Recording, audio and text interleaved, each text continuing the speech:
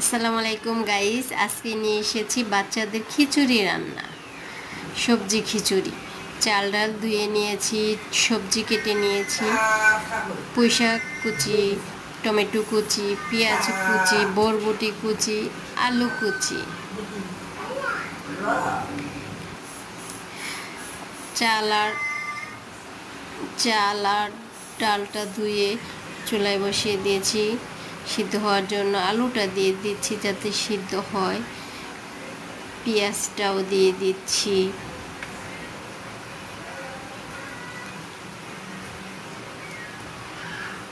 বরবটি কুচিও দিয়ে দিলাম। এগুলো একটু সিদ্ধ হতে সময় লাগে, তাই প্রথমে দিয়ে দিচ্ছি। এখন দিয়ে দিলাম আদা, রসুন বাটা, সামান্য পরিমাণ মতো তেল, পরিমাণ মতো হলুদ, ধনিয়া, জিরার গুঁড়া, এই তো নাড়তেছি, পরিমাণ মতো লবণ। এই তো প্রায় শেষের দিকে হয়ে গেছে। এবার টমেটো আর শাকটা দিয়ে একটু নেড়ে চেড়ে নিব। প্রায় শেষের দিকে তো হয়ে গেছে আমার খিচুড়িটা। এখন আমি পরিবেশন করব। কমপ্লিট আমার খিচুড়ি রান্না।